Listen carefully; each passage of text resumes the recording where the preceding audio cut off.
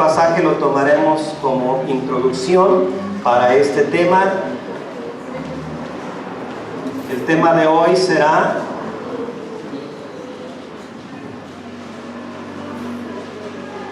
el poder excelente de Dios. ¿Cómo se llama el tema? El poder excelente de Dios. Tenemos un Dios que hace las cosas con excelencia. Amén. Si no puedes observar, te levantas temprano en la mañana, vete al espejo y lo que tú vas a ver allí va a ser una evidencia de la excelencia creativa, del poder y la grandeza de Dios. Amén. Igual si puedes mirar del cuello para abajo va a estar mejor. No, pues tampoco algunos, ¿verdad? Algunos todavía no traen la faja puesta, pero bueno, vayamos a la palabra. ¿Ya estás ahí? Capítulo 2, verso 4 en adelante, acompáñame, leamos todos juntos. Dice así: pero Dios, que es rico en misericordia, por su gran amor con que nos amó, aun estando nosotros muertos en pecados, nos dio vida juntamente con Cristo. Por gracia sois salvos. Y juntamente con Él nos resucitó y asimismo nos hizo sentar en los lugares celestiales con Cristo Jesús, para mostrar en los siglos venideros las abundantes riquezas de su gracia en bondad para con nosotros en Cristo Jesús. Porque por gracia sois salvos por medio de la fe, y esto no de vosotros, pues es don de Dios. Amén. Padre, anhelamos que nos bendigas. Anhelamos que nos ministres, que nos hables, Señor, por tu palabra. Palabra que es viva, eficaz y poderosa, que es como espada penetrante de doble filo, que corta y que cauteriza. Señor, que quita aquello, aparta aquello que nos estorba, pero edifica nuestras vidas en el propósito eterno que tienes para con nosotros. Gracias te damos en el nombre poderoso de Jesús. Y todos decimos amén. Puedes tomar tu lugar. Y yo quiero mencionar la gracia.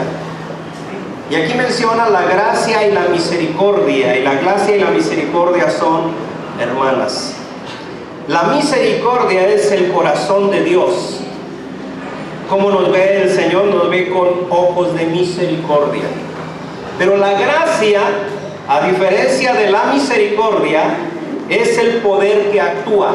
O sea, Dios tiene misericordia, nos ve con misericordia, pero no solamente tiene el sentimiento de la misericordia, tiene la acción de la misericordia, y a la acción de la misericordia se le llama gracia. La gracia, el significado más cercano de la gracia, es el favor de Dios, es la intervención divina, ¿sí?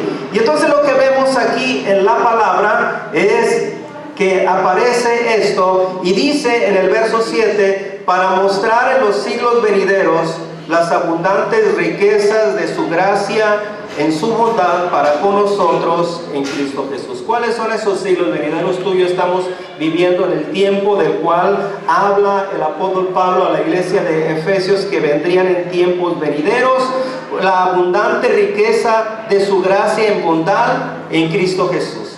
Ahora, yo te decía, esto lo estamos tomando como un tema de introducción. La gracia es el favor de Dios que interviene. El poder está entre la misericordia y la gracia.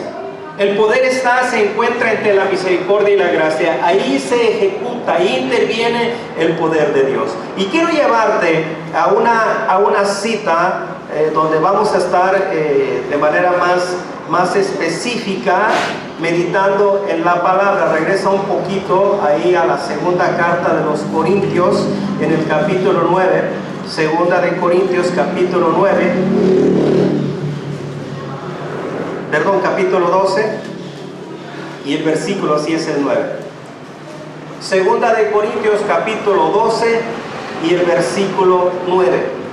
Y dice en este versículo 9: y me ha dicho, bástate mi gracia, porque mi poder se perfecciona en la debilidad. Por tanto, de buena gana me gloriaré más bien en mis debilidades, para que repose sobre mí el poder de Cristo. para que repose sobre mí el poder de Cristo. Vamos a hablar del poder excelente de Dios, de la manifestación del poder de Dios, y que desde luego habla de excelencia. Cuando hablamos de poder, necesitamos buscar parámetros y comparativos. Cuando tú vas y compras un vehículo, entonces dentro de la lista de las especificaciones de ese vehículo, bien importante, se especifica la potencia del motor. ¿Y cómo se mide la potencia de un motor? Se mide por caballos de fuerza, ¿sí? Así que tú quieres saber qué capacidad, qué potencia, qué fuerza tiene aquí el motor, entonces te dice, tiene tantos caballos de fuerza. Y tú puedes comparar con la competencia, la marca de competencia, el modelo equivalente, y entonces tú puedes ver cuánta potencia tiene el motor y cuánto consumo de combustible tiene aquel motor, y tú puedes evaluar. Cuando nosotros venimos y conocemos el poder de Dios, entonces pudiéramos compararlo con algo, pero no existe algún comparativo. Cuando hablamos de fuerza, de poder en una explosión, entonces también se puede medir. Cuando hablamos de las ondas sonoras, entonces lo medimos por hertz. Cuando hablamos de la presión, entonces lo medimos por libras. Cuando hablamos de algún tipo de fuerza humana, ¿verdad? Tenemos la ley de Newton que mide la fuerza de un objeto en movimiento. Pero cuando hablamos del poder de Dios, ¿con qué lo medimos? ¿Cómo lo comparamos? Por eso la Biblia habla de Dios, del poder de Dios, y dice el Todopoderoso. Aleluya. No hay con qué comparamos el poder de Dios. No hay nada para comparar el poder de Dios. Por eso la Biblia define a Dios como el Todopoderoso. Y el poder de Dios se quiere manifestar. Se manifiesta día con día en nuestras vidas, pero se quiere manifestar, ¿sí? Se quiere manifestar en nosotros. Y Pablo de pronto expresa lo siguiente. ¿Por qué expresa lo siguiente? Yo quiero hablarte hoy en esta mañana, y te voy a hablar en cuanto al poder de Dios. Te voy a hablar del por qué, el para qué y el cómo se manifiesta el poder de Dios sobre nuestras vidas. El por qué, el para qué y el cómo se manifiesta el poder de Dios sobre nuestras vidas. Lo que está él mencionando en esta ocasión es que dice que de pronto él tiene un aguijón en su carne. Un aguijón en su carne, y por lo cual dice que ya ha orado en 3 diferentes ocasiones. La respuesta de Dios para esta oración es la siguiente. Le ha dicho: bástate mi gracia. Bástate mi gracia. ¿Cuántos han experimentado la gracia del Señor Jesucristo sobre sus vidas? 1, 2, 3, 4, 5, 6. Me da pendiente que algunos no saben lo que es la gracia del Señor, pero yo creo que todos conocemos la gracia del Señor, el favor del Señor, la misericordia primero y luego la gracia de Dios, y la gracia que siempre interviene a nuestro favor o con favor para con nosotros. Y entonces, escucha bien, de pronto aquel hombre llamado Pablo, Saulo de Tarso, en sus inicios, empieza un ministerio, y un ministerio poderoso. Pero llega el momento donde dice que hay un aguijón en su carne. Yo sé que la palabra aguijón, quizás para algunos no entienden lo que es un aguijón, pero un aguijón es un elemento con un pico. Cuando se trabajaba con las yuntas de los animales de trabajo, con los bueyes, entonces usaban el aguijón, y el aguijón era como un estímulo, ¿verdad? Viéndolo de manera positiva, para que el animal reaccionara y no se parara, no se quedara quieto, y entonces se golpeaba con eso, se picaba con eso en la parte de sus caderas, ¿verdad? Y entonces el animal respondía, reaccionaba, se movía, respondía a aquel aguijón. Y de pronto Pablo está diciendo que Dios ha colocado en él un aguijón en su carne, ¿sí? Muchos se han dado a la tarea de descubrir cuál era el aguijón de su carne. Lo que se ha concluido es que era algún padecimiento, alguna enfermedad. Y de pronto algunos dicen: era esto, era aquello, era lo otro, pero no hay nada certero en la palabra que se diga en qué consistía el aguijón de su carne. pero era algo que le estorbaba, era algo que quizás entorpecía. Él creía que entorpecía su trabajo. Un hombre muy diligente, un hombre muy esforzado, un hombre que no se detenía, que nada lo frenaba, que nada lo paraba, pero de pronto dice: he descubierto que hay un aguijón en mi carne. Algunos suponen, y digo algunos suponen, y lo menciono solamente así como una suposición, que tenía que ver con su vista, ¿verdad? Que sus ojos ya no eran lo suficientemente capaces para que le respondieran a todo lo que él necesitaba y quería. ¿Por qué digo que algunos suponen esto? Porque escribe a una de las iglesias y dice: mirad con cuán grandes letras os escribo. O sea, él tenía que escribir con letras enormes a causa, suponen algunos, de su deficiencia visual, y por eso creen que algunos creen que por eso tenía, en el caso de Lucas, en el caso de algunos de los asesores que tenía, que ellos eran quienes escribían las cartas, pero eran redactadas por el apóstol Pablo. No sé cuál ha sido el aguijón de la carne, pero dice que tenía un aguijón y a él le estorbaba el aguijón, pero el aguijón dice que Dios se lo había dado y Dios solamente le da una respuesta a su oración. Yo quiero que sepas algo, que siempre que oras, Dios tiene una respuesta a tu oración. Amén. ¿Sí? Dios no es descortés. Dios escucha la oración y Dios siempre tiene una respuesta a tu oración. Déjame te digo que quizás en algunas ocasiones la respuesta no va a ser la que tú esperas o la que tú quieres o la que aparentemente es conveniente, pero Dios va a responder a tu oración. Aleluya. Le respondió a Pablo y la respuesta fue muy contundente. No fue una negociación, ¿verdad? A veces quisiéramos que pudiéramos negociar con Dios, pero la respuesta vino y fue muy precisa, fue muy clara y le dijo: bástate mi gracia.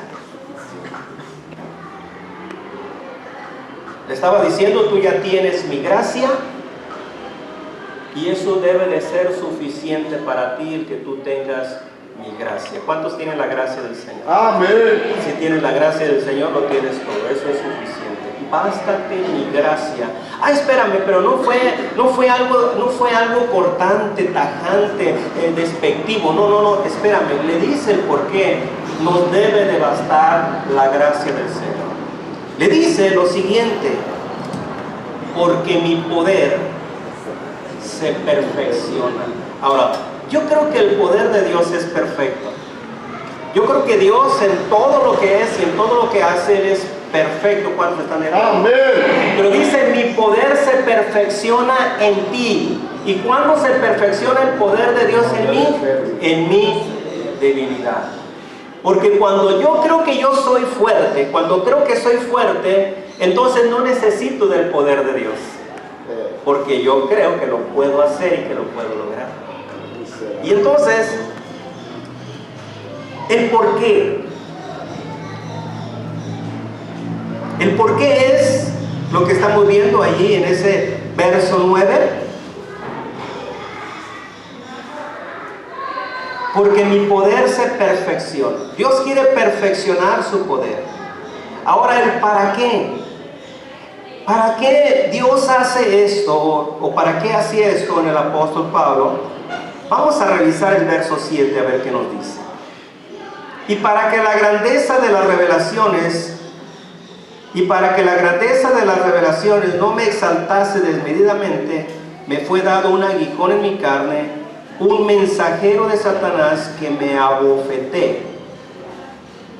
Escucha bien, Dios lo permitió, pero dice que a la vez era un mensajero de Satanás. ¿Por qué un mensajero de Satanás? ¿Qué hace un mensajero? Pues un mensajero da un mensaje. ¿Qué mensaje recibía él? Era algo doloroso, algo lastimoso. Ahora, la última parte del verso 7 dice el para qué. ¿Para qué era? Para que no me exaltara, no me enaltezca sobre mí. Porque déjame te digo algo, que no importa qué tan santa sea esta carne, sigue siendo carne. Aleluya. Sigue siendo carne. Y a veces, mira, los seres humanos somos muy competitivos. Y a veces hasta en pretender ser humildes somos competitivos. ¿Y cuánto tiempo oras tú, hermano? Yo 1 hora diaria. No, hermano. Lloro 3. Aleluya. ¿Cuántas veces ayunas tú a la semana, hermano? No, pues una. No, yo ayuno 3 veces todo el día y en seco, ¿verdad? Y a veces hasta en ese aspecto los seres humanos somos competitivos. ¿Entiendes? Y de pronto el ministerio de Pablo empieza a ser un ministerio conocido, sonado, famoso. Y aunque aquel hombre era un hombre santo, era un hombre íntegro, un hombre que amaba a Dios, pero la carne es carne. Y de pronto se encontraba por ahí con los apóstoles, ¿verdad? Y le decían, ¿cómo te ha ido, hermano Pablo? Y el hermano Pablo decía, bendecido y en victoria, ¿verdad? La pura bendición. ¿Cuántas iglesias has levantado, verdad? Y empezaba a contar las iglesias que estaba levantando. Y quieras o no, aquella carne santa y consagrada, de todas maneras se empezaba a enaltecer. Yo sé que entre nosotros eso no pasa, gracias a Dios, pero en Pablo pasaba, ¿sí? La carne se empezaba a enaltecer. Y Dios dijo, necesito cuidar el corazón de mi siervo. Necesito guardar su vida, necesito guardar este ministerio, porque este ministerio va a producir frutos y frutos excelentes, pero yo necesito guardar este ministerio. Y entonces dice que hace algo, establece en él un aguijón, pero le da oportunidad a Satanás para que él sea el mensajero, para que venga y dé un mensaje. Cuando aquel hombre se quería enaltecer, entonces venía el mensajero de Satanás y le aguijaba, ¿verdad? Le permitían que tomara aquel aguijón y le picara, ¿verdad? ¿Para qué? Para que respondiera, reaccionara y él pudiera decir, ah, caray, me estoy desviando del propósito que Dios tiene para conmigo. Dios le dice, bástate. Entonces tenemos el por qué y tenemos el para qué. El por qué lo vemos ahí en el verso 9. Para que repose sobre mí el poder de Cristo. Para que repose sobre mí el poder de Cristo. Ese es el por qué. Y el para qué era para que no me exaltase sobre medida.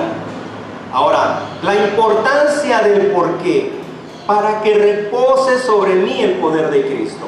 ¿Para qué Cristo querrá que repose sobre mí su poder? Porque el poder sirve para poder, ¿entiendes?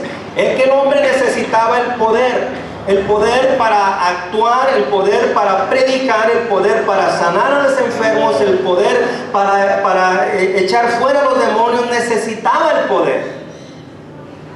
Pero si yo tengo el poder y no sé el para qué, entonces aquello se puede convertir en un caos. Y Dios le dice, Jesús le dice, bástate mi gracia.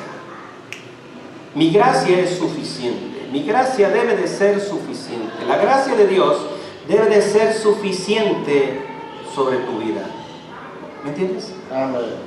Cuando pasamos algún tiempo complicado, difícil, uno quisiera que Dios nos responda o nos respondiese de manera palpable, tangible. ¿Me entiendes? Y quisiéramos que fuera rápido. Amén. Pero la respuesta siempre va a ser la misma. Busca mi gracia. Y que mi gracia te sea suficiente. Estamos hablando de la gracia de Cristo. Y la gracia de Cristo siempre va a estar sobre tu vida. Ahora, ¿por qué a veces pensamos que la gracia de Dios no está sobre nuestras vidas? Porque nosotros queremos que nos responda de cierto modo, de cierta manera. ¿Me entiendes? Pero Dios, que es infinito, Él conoce todas las cosas, Él sabe perfectamente de qué manera necesito yo ser tratado.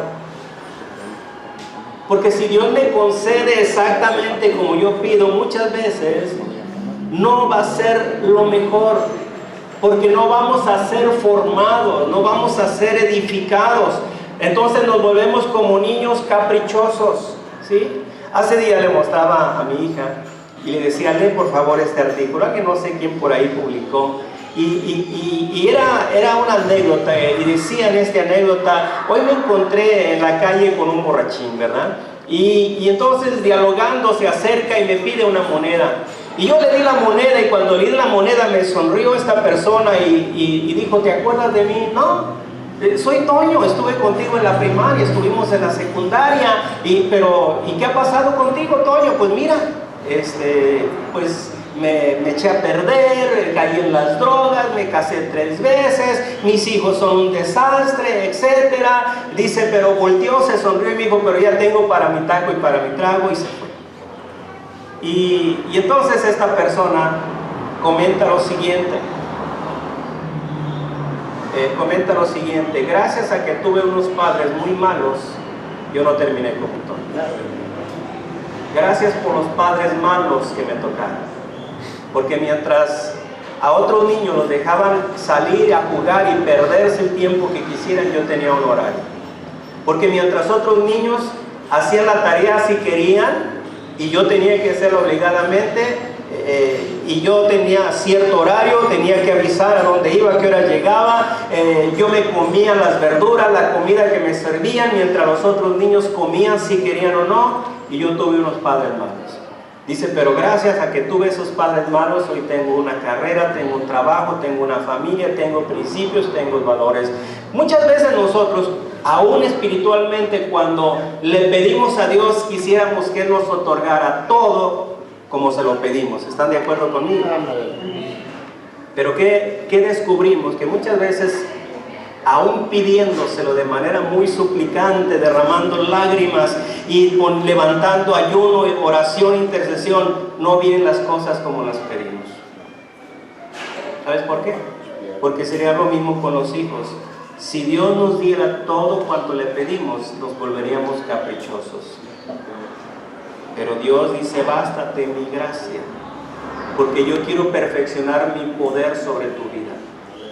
¿Cómo se perfecciona ese poder que es perfecto sobre mi vida? En el trato que Él tiene conmigo, en la forma como Dios me enseña, la forma como Dios trata conmigo.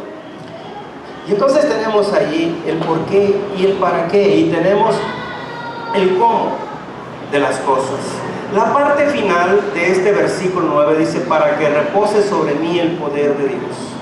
Pero empieza el verso 10, dice, por lo cual, por amor a Cristo, me gozo en las debilidades. Me gozo en las debilidades, en afrentas, en necesidades, en persecuciones, en angustias, porque cuando soy débil, entonces soy fuerte. Cuando yo humanamente me reconozco débil, necesitado, entonces le doy oportunidad a la grandeza de Dios para que la grandeza de Dios obre sobre mi vida. Menciono algunos personajes que nos van a ayudar a entender esto. Aquella mujer que se acerca, que tenía flujo de sangre, que tenía 12 años con aquel padecimiento y que había gastado todo cuanto tenía con los médicos. Mientras ella sintió que estaba fuerte, mientras ella sintió que podía confiar en sus recursos, que podía confiar en la ciencia, en la sabiduría humana, entonces no le dio oportunidad a Cristo. Pero cuando ya no tuvo nada y cuando todo lo hubo malgastado, entonces viene a su mente aquel pensamiento, aquella idea, dice, si tan solo tocare el borde de su manto, yo seré salvo. ¿Y qué crees que pasó? Se metió entre la multitud, tocó el borde del manto de Jesús y enseguida dice que aquella hemorragia se secó. En aquel instante sanó. Y Jesús dice, ¿qué dice Jesús? ¿Quién me ha tocado? Porque yo he sentido que ha salido aleluya, poder. El poder de Dios se estaba perfeccionando en una mujer que ahora decía, mi debilidad me tiene que llevar a ser fuerte en Cristo. Porque mientras ella se apoyó en su fuerza, no le dio oportunidad a la fuerza y al poder de Cristo. Amén. Dice la Escritura, viene una mujer, aquella mujer cananea, viene con Jesús y le dice, ayúdame. porque tengo a mi hija que está atormentada, ayúdame. Pero yo creo que Jesús vio a aquella mujer, por el extracto social, el extracto cultural, aquella mujer quizá llegó con una actitud demandante, ¿verdad? Quizá llegó exigiendo, estaba apoyándose en su fuerza. Y cuando llega con Jesús le dice, mujer, primero no le hace caso, primero le contesta, y cuando le contesta le dice, no está bien echar el pan de los hijos a los perrillos. Y en ese momento, aquella mujer que se sentía fuerte, cayó en debilidad. Doblegó su orgullo, doblegó su arrogancia, y le dice, sí, Señor. Pero también los perrillos comen de las migajas que caen de la mesa de sus amos. Y Jesús dice, ni aún en Israel he hallado tanta fe. Hágase contigo como tú quieres, como tú dices. Y dice que su hija fue liberada, fue sana en aquella misma hora. Porque dice Pablo, cuando yo soy débil, entonces soy fuerte. Ya no hay mis fuerzas, nuestras fuerzas son limitadas. Nuestras fuerzas no nos pueden ayudar para mucho. Pero cuando yo vengo y me rindo delante de Dios, entonces entra en operación su grandeza y su fuerza, que dice aquí la palabra que se quiere perfeccionar sobre mi vida. ¿Por qué entonces esa fuerza, ese poder de Dios, esa grandeza de Dios no es desde el principio algo perfecto sobre mi vida? Porque nuestro corazón es soberbio, es arrogante, por naturaleza, somos así. Y necesitamos venir y doblegarnos delante de Jesús. Eso es lo que nos está diciendo aquí la palabra. Para que mi poder se perfeccione, para que la gracia de Dios, para que el poder de Dios se perfeccione en la debilidad. Pero Él dice algo, dice enseguida ahí, por tanto, de buena gana. Por tanto, de buena manera, con buena actitud. Tú y yo tenemos que, ante las circunstancias, cuando de pronto estos factores a nuestro alrededor nos están golpeando, porque dice ahí el verso 10, ¿verdad? En las debilidades, en afrentas, en necesidades, en persecuciones, en angustias. Cuando tú y yo estemos pasando estas situaciones, debemos de tomar una buena actitud. Por tanto, Él dice, de buena gana, con una buena actitud, me gloriaré más bien en mis debilidades. Él estaba diciendo, ya no me voy a gloriar yo en mis aciertos, en mis logros, en los avances. Me voy a gloriar más bien en mis debilidades. O sea, me voy a hacer débil, me voy a hacer pequeño delante de Cristo, para que en ese momento opere, actúe la grandeza, la potencia de Dios sobre mi vida, porque eso es lo que dice la parte final, ¿verdad? Del verso 10. Porque cuando soy débil, entonces soy fuerte. Amén. Soy fuerte. ¿Cuántos de nosotros quizás en algún momento estamos pasando por algunas situaciones complicadas? Déjame te llevo un poquito atrás, ahí mismo 2 de Corintios, pero ahora vamos al capítulo 4. 2 de Corintios, capítulo 4.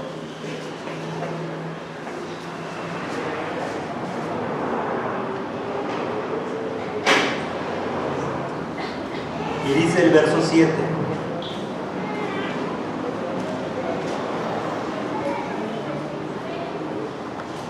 Y aquí es donde viene el tema del mensaje, la excelencia del poder de Dios. Dice este verso 7. Pero tenemos este tesoro en vasos de barro. ¿Quiénes son esos vasos de barro? ¿Cuáles son o cuáles somos esos vasos de barro? Somos nosotros. ¿Entiendes? somos vasos de barro. Y algunos somos de Tonalá, ¿verdad?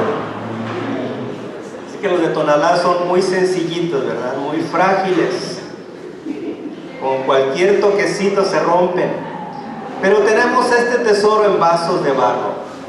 ¿Por qué barro? ¿Por qué el barro? El barro representa la humanidad, nuestra vulnerabilidad. ¿Por qué barro? ¿Por qué no otro material más costoso, más fino, más caro, más exclusivo? Dice, para que la excelencia del poder, para que la excelencia de lo que está dentro de nosotros, el poder de Dios, la gracia, la misericordia, la presencia de Cristo, el Espíritu Santo, sea lo que sea exaltado. Pero tenemos este tesoro en vasos de barro para que la excelencia del poder sea de Dios y no de nosotros. En estos vasos de barro se manifiesta la excelencia del poder de Dios. Ahora, escucha bien. Necesito leer los siguientes versículos. Versículo 8, que estamos atribulados. Porque luego nosotros nos sentimos con todo el derecho del mundo de exigirle a Dios, Señor, pero si soy tu hijo, ¿por qué estoy atribulado? Señor, pero si soy tu hijo y tengo tantos años en la iglesia, y más tengo cargo en la iglesia, ¿por qué paso por esta prueba, por esta adversidad? Pero dice ahí que estamos atribulados, o sea, va a haber ciertas tribulaciones, pero la tribulación no tiene que producir en ti angustia. ¿Cómo te vas a...? Escucha bien, yo quiero que entendamos esto, ¿verdad? Viene la tribulación. ¿Qué es la tribulación? Una prueba, una adversidad, una confrontación. Pero si esta tribulación produce en ti angustia, entonces eso te va a sofocar, te va a apachurrar. Pero si tú eres atribulado y estás bien firme, parado en Cristo, lo único que va a ser un desafío. Va a ser un reto, vas a tener que responder, que reaccionar. ¿Me entiendes? Por eso dice aquí que estamos atribulados, pero no estamos en angustia. Estamos en autoridad. Estamos en el poder de Dios. ¿Qué más dice ahí el verso 8? En apuros. ¿Qué pasa cuando tú tienes un apuro? Te comes las uñas, ¿verdad? No duermes, te desvelas, te das vuelta en la cama. Y normalmente cuando uno está en apuros, uno cae en la desesperación. Pero dice que aquí, cuando el poder de Dios, la excelencia del poder de Dios reposa sobre nosotros, vamos a estar atribulados, pero no en angustia. Podemos estar en apuros, pero no vamos a estar desesperados. ¿Qué es lo opuesto a la desesperanza? La fe, la confianza, la promesa de Dios. Y luego dice ahí, perseguidos.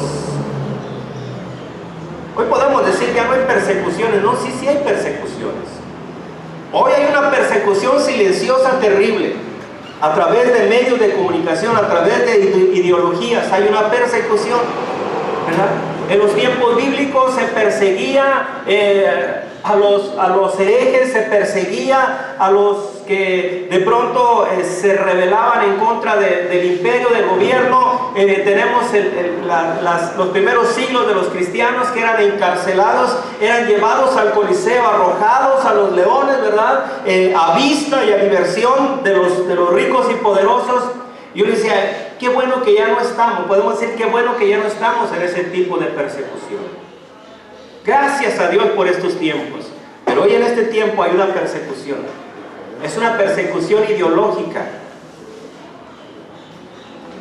Y sabes que aquellos resistían más que lo que resistimos nosotros.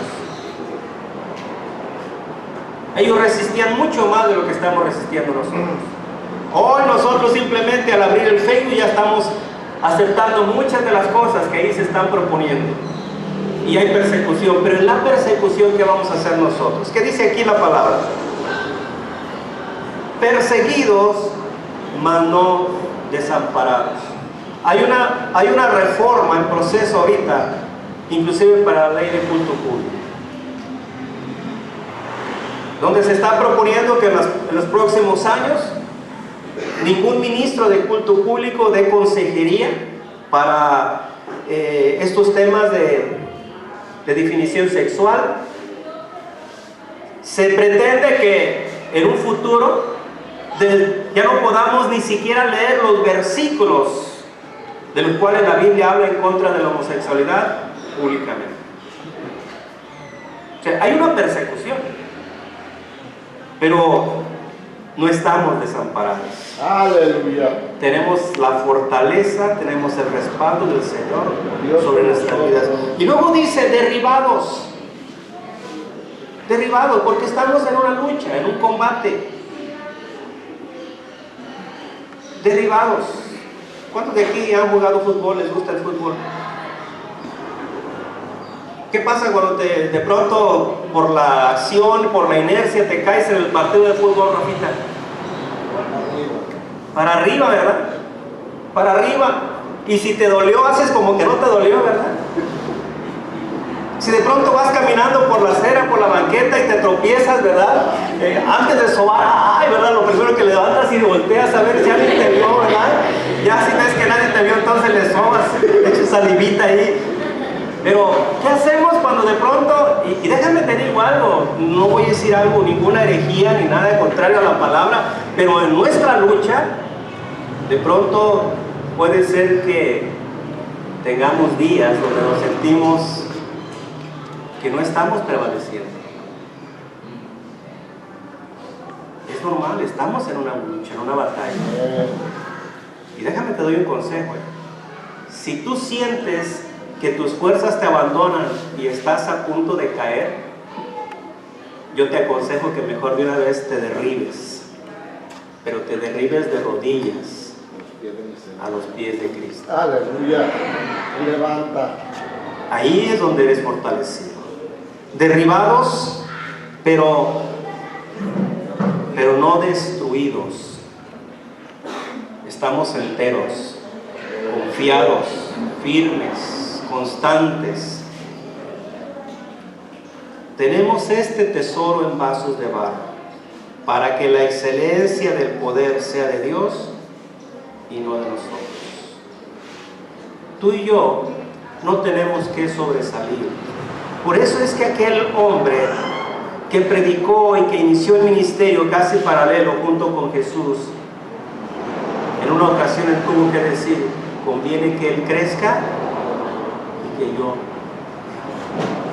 Vinieron sus discípulos y dijeron, Señor, del que tú diste testimonio, predica y bautiza y tiene más discípulos que nosotros. Y él dice, no, es que conviene que él crezca y que yo mengue. Y Jesús da testimonio de este hombre, dice, entre los nacidos de mujer no se ha levantado otro más grande que Juan el Bautista. Pero el más pequeño del reino de los cielos, mayor es que él. ¿A qué se estaba refiriendo? Este hombre inicia su ministerio antes del derramamiento del Espíritu Santo. Sin tener, como tú y yo tenemos, esta comunión, esta experiencia, sin ser ese templo del Espíritu Santo, estaba viviendo y actuando con principios eternos de Dios en él. Y está diciendo, el más pequeño, ahora con la llenura del Espíritu Santo, es más grande que aquel que no tenía comparativa. Tú y yo tenemos al Espíritu Santo. Amén. Lo que hoy, y quiero terminar con este mensaje, lo que tú y yo tenemos que hacer es lo siguiente. De pronto Jesús, predicando la palabra, Juan capítulo 6 habla acerca de esto, dice que algunos empezaron a ir. Qué raro, ¿no? Qué raro que de pronto de la iglesia, de la congregación, algunos empiecen a ir. No sé por qué pasó eso ahí con Jesús. Y entonces vienen los consejeros, vienen los experimentados y le dicen, Señor, es que la palabra, o sea, bájale poquito, ¿no? Para que no se vaya. Y Jesús le dice, ¿se quieren ir a casa ustedes también? Y entonces viene una de las frases más célebres de este hombre, llamado Pedro.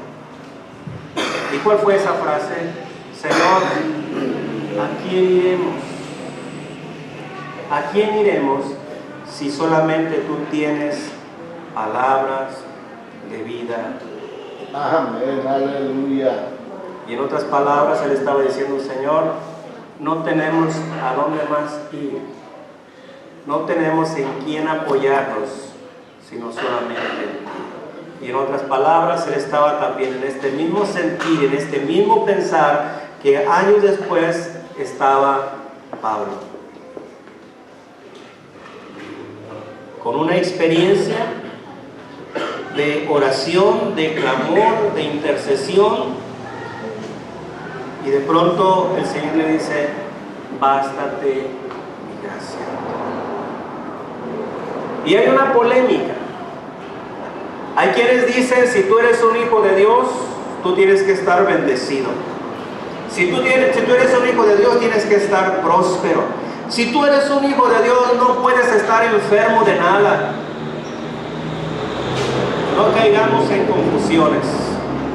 Desde luego que Dios te quiere tener bendecido, Dios te quiere tener próspero y Dios te quiere tener sano. ¿Cuántos dicen amén? Amén. Pero a veces, ¿cómo necesitamos ser tratados en el proceso? Aleluya. No es que Dios le estaba fallando a Pablo. Él reconoce, él dice, para que no me enaltezca sobremanera. Él le da chancita al enemigo ahí para que me dé algunos golpes con el aguijón, porque si no es así, entonces yo me enaltezco sobremanera. Y Dios le dice, bástate mi gracia, porque yo quiero perfeccionar mi poder sobre ti. Aquel hombre necesitaba del poder de Dios.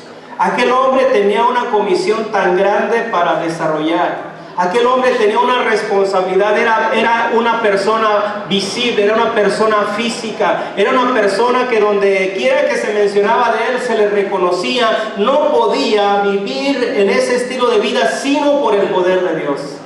Y Dios le estaba diciendo, lo que yo quiero es perfeccionar mi poder sobre tu vida. Y eso es lo que Dios quiere hacer sobre nosotros. Dios quiere perfeccionar su poder sobre nuestras vidas. Tú y yo somos vasos de barro. Amén. Y Dios quiere mostrar su excelencia, la excelencia de su grandeza sobre nuestra vida. ¿Cómo va a ser esto posible? Cuando tú y yo entendamos que no tenemos otro recurso sino la gracia del Señor. Tenemos la misericordia, cómo Dios nos ve, cómo piensa de nosotros, y luego tenemos la gracia. Y lo que une a la misericordia y a la gracia se llama poder. Y cuando la Biblia menciona el poder, en el griego hay dos palabras que definen la palabra poder. Una de ellas es dinamis, que es la explosión, la fuerza de una explosión, como la dinamita, algo que explota, algo que es de manera contundente. Y la otra palabra es exousia. Y exousia quiere decir el poder que se delega, la autoridad que se delega. Y las dos palabras aplican cuando la Biblia habla de poder. Cuando Dios nos da poder para transformar. Nos da poder para que las cosas se expandan, las cosas se exploten, hablando en el sentido positivo. Algo poderoso, algo que detona, algo que cambia, que transforma. Pero esto viene por lo que Dios nos delega. El poder de Dios que se tiene que perfeccionar sobre nuestras vidas.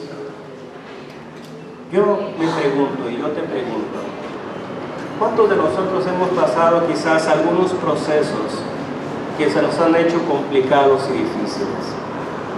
Y no te cuestiono. Cuando estamos en esos procesos, por lo general llega a nosotros la interrogante, Señor, ¿por qué? Señor, ¿por qué? Y Dios tiene una respuesta al por qué.